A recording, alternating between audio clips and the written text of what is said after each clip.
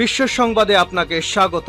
শুরুতেই জানাবো হাতে পাওয়া সর্বশেষ আন্তর্জাতিক সংবাদের শিরোনাম, পরে বিস্তারিত। পুরোদমে ইসরায়েল ফিলিস্তিন যুদ্ধ চলছে, জানিয়ে দিব আমাদের হাতে থাকা সর্বশেষ আন্তর্জাতিক গুরুত্বপূর্ণ সংবাদ। যুদ্ধ বন্ধ ছাড়া ইসরায়েলের সঙ্গে কোনো চুক্তি হবে না, ঘোষণা হামাসের।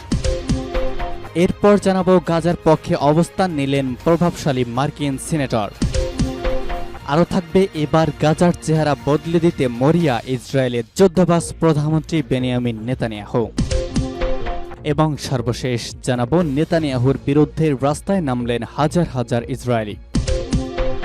যুদ্ধ বন্ধ ছাড়া ইসরায়েলের সঙ্গে কোনো চুক্তি হবে না বলছে হামাস। গাজায় টানা 7 মাস ধরে চলা নির্বিচারে হামলায় স্বাস্থ্য ব্যবস্থা ইতোমধ্যেই ভেঙে পড়েছে। এর সঙ্গে অবরুদ্ধ এই ভূখণ্ডটিতে দেখা দিয়েছে তীব্র মানবিক সংকট। এমন অবস্থায় গাজায় যুদ্ধবিরতি নিশ্চিত করতে সর্বাত্মক চেষ্টা চলছে। তবে ফিলিস্তিনের স্বাধীনতাকামী সশস্ত্র গোষ্ঠী হামাস বলেছে, গাজায় যুদ্ধ বন্ধ ছাড়া কোনো ধরনের যুদ্ধবিরতিতে তারা রাজি হবে না। যদিও ইসরায়েলের সঙ্গে হামাস যুদ্ধবিরতি জন্য আলোচনায় রাজি হয়েছে এবং যে কোনো সময় যুদ্ধবিরতির ঘোষণা আসতে পারে বলে বিভিন্ন সংবাদ মাধ্যম দাবি করা হয়েছে। গতকাল মধ্যরাতে হামাসের একজন জ্যেষ্ঠ কর্মকর্তা এই তথ্য নিশ্চিত করেছেন। তিনি জানিয়েছেন, হামাস গাজায় যুদ্ধবিরতির এমন কোনো প্রস্তাবেই কোনোভাবেই একমত হবে না যেটাতে স্পষ্টভাবে যুদ্ধের সম্পূর্ণ সমাপ্তির কথা অন্তর্ভুক্ত থাকবে না। নাম প্রকাশে অনিচ্ছুক হামাসের ওই কর্মকর্তা গাজা আগ্রাসন বন্ধের বিষয়টি যুক্ত না করে কেবল ইসরায়েলি বন্দী মুক্তির প্রচেষ্টা তীব্র নিন্দা জানিয়েছেন। হামাসের ওই কর্মকর্তা বলেছেন, হামাস কোন অবস্থাতেই এমন চুক্তিতে সম্মত হবে না যেটাতে গাজায় যুদ্ধ বন্ধের বিষয় স্পষ্টভাবে অন্তর্ভুক্ত থাকবে না। যুদ্ধের সম্পূর্ণ অবসান এবং সমগ্র গাজা উপত্যকা থেকে দখলদার ইসরায়েলি বাহিনীর প্রত্যাহার ছাড়া কোনো চুক্তি হবে না। এর আগে শনিবার ইসরায়েলের উচ্চ পর্যায়ের এক কর্মকর্তা বলেন, যুদ্ধের অবসান ঘটানোর যে দাবি হামাস করছে তার যুদ্ধবিরতির বিষয়ে চুক্তিতে পৌঁছানোর সম্ভাবনাকে ব্যর্থ করে দিচ্ছে। এএপি বলছে, হামাস ও ইসরায়েলের দুই কর্মকর্তার বক্তব্য এমন এক সময় সামনে এলো যখন প্রায় 7 মাসের যুদ্ধে প্রস্তাবিত যুদ্ধবিরতির বিষয়ে প্রতিক্রিয়া জানাতে শনিবার হামাসের আলোচকরা মিশরে গিয়েছেন। ব্রিটেনের প্রকাশিত বিবরণ অনুসারে সম্ভাব্য একটি চুক্তির প্রস্তাবের বিষয়ে হামাসের জবাবের জন্য অপেক্ষা করছে মিশর, কাতার এবং যুক্তরাষ্ট্রের মধ্যস্থতাকারীরা। এ চুক্তি হলে 40 দিনের জন্য যুদ্ধ বন্ধ হবে এবং ইসরায়েলি কারাগারে ফিলিস্তিনিদের বন্দীদের সঙ্গে গাজায় আটক বন্দীদের বিনিময় করা হবে। হামাস কর্মকর্তা জানিয়েছেন, কোন ধরনের অগ্রগতি ছাড়াই এদিনের আলোচনা শেষ হয়েছে। ওই কর্মকর্তা বলেছেন যে হামাস এই চুক্তিটিতে সম্পূর্ণ এবং স্থায়ী যুদ্ধবিরতির চুক্তি বলে একটি সুস্পষ্ট এবং পরিষ্কার বিধান অন্তর্ভুক্ত করতে অনুরোধ করেছে এবং ইসরায়েল এখনো পর্যন্ত এই বিষয়টি মানেনি। গাজার পক্ষে অবস্থান নিলেন প্রভাবশালী মার্কিন সিনেটর। মার্কিন যুক্তরাষ্ট্রের পার্লামেন্ট কংগ্রেসের উচ্চকক্ষ সিনেটর সদস্য বার্নি স্যান্ডার্স দেশটির বিশ্ববিদ্যালয় ক্যাম্পাসগুলোতে চলমান ফিলিস্তিনপন্থী ছাত্র আন্দোলনের পক্ষে নিজের সমর্থন জানিয়েছেন। সামাজিক যোগাযোগ মাধ্যম এক্সে শেয়ার করে এক টুইট বার্তায় বার্নি স্যান্ডার্স এই অবস্থান ব্যক্ত করেছেন। তুরস্কের রাষ্ট্রায়ত্ত সংবাদ মাধ্যম আনাদোলু এজেন্সির প্রতিবেদন থেকে তথ্য জানা গেছে।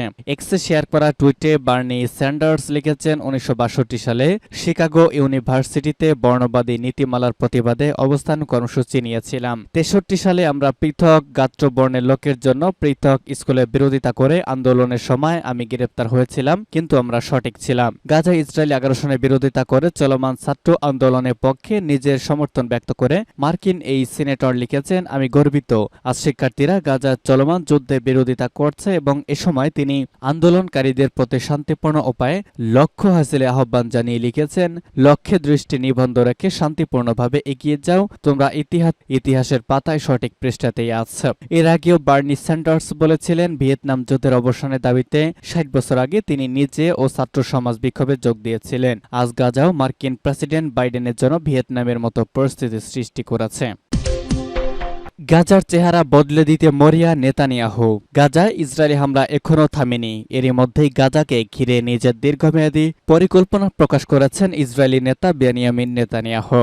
গত শুক্রবার ইসরায়েলি প্রধানমন্ত্রী অফিস থেকে সংক্রান্ত নথি অনলাইনে প্রকাশ করা হয়েছে।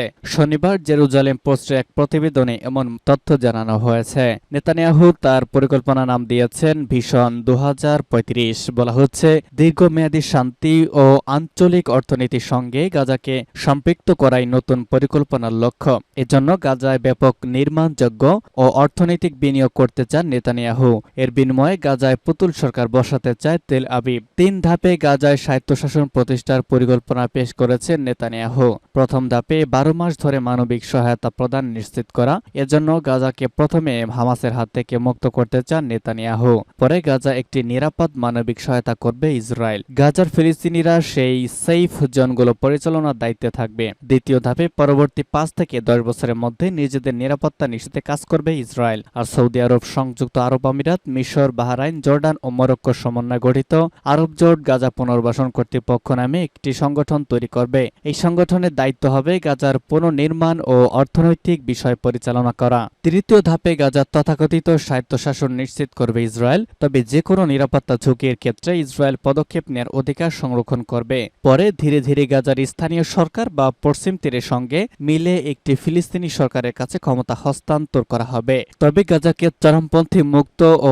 বেসামরিকীকরণ করার পর সব পক্ষের মধ্যে সমঝোতার ভিত্তিতে পুরো পরিকল্পনা বাস্তবায়ন করা হবে। এদিকে জেরুজালেম পোস্ট এক মতামত কলামে দাবি করা হয়েছে, হামাসকে দুর্বল করে দিয়ে তাদেরকে এই ক্ষমতায় রাখতে চান নেতানিয়াহু।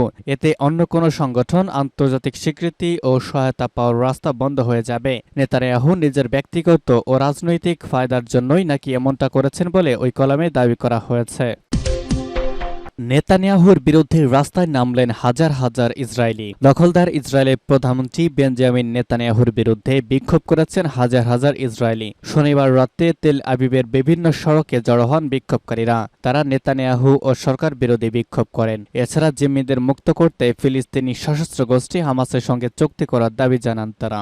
তেল আবিব ছাড়াও জেরুজালেমে নেতানিয়াহু বিরোধী বিক্ষোভ হয়। জেরুজালেমে বিক্ষোভকারীদের সঙ্গে আইন শৃঙ্খলা রক্ষাকারী বাহিনীর সংঘর্ষ হয়। এ সময় তারা প্যারিস স্কোয়ারে জড়ো হন। সেখান থেকে পরবর্তীতে তাদের সরিয়ে দেওয়া হয়। জেরুজালেম থেকে 2 জনকে গ্রেপ্তার করা হয়। বিক্ষোভকারীরা তেল আবিবের বিভিন্ন সড়ক আটকে দিয়েছিলেন। তবে সড়কে অবস্থান শেষে তারা আবার চলে যান। এরপর সেগুলো গাড়ি চলাচলের জন্য আবারও স্বাভাবিক হয়। এদিকে গতকাল ফিলিস্তিনি সশস্ত্র গোষ্ঠী হামাসের সঙ্গে জিম্মি চুক্তি নিয়ে মধ্যস্থতাকারীদের যুক্তরাষ্ট্র এবং মিশরের আলোচনা হয়। মিশরের রাজধানী কায়রোতে হওয়া এই আলোচনার মাধ্যমে যুদ্ধবিরতি এবং জিম্মি চুক্তির একটি ভালো সম্ভাবনাও তৈরি হয়েছিল। তবে দখলদার ইসরায়েল গাজায় স্থায়ী যুদ্ধবিরতি করতে রাজি না হওয়ায় আলোচনাটি ফলপ্রসূ হয়নি। আলোচনাটি আবার পুরোপুরি ভেস্তেও যায়নি। ফলে আজ ফের তাদের মধ্যে বৈঠক হবে। গতকালকের আলোচনা শেষে হামাস জানায়, যদি ইসরায়েল স্থায়ী যুদ্ধবিরতিতে রাজি না হয় তাহলে তারা কোনো ধরনের চুক্তি করবে না। দখলদার ইসরায়েল এখন পরিকল্পনা করছে চুক্তির মাধ্যমে প্রথমে জিম্মিদের ছাড়িয়ে নেবে, পরে গাজায় আবারও বর্বরতা শুরু করবে।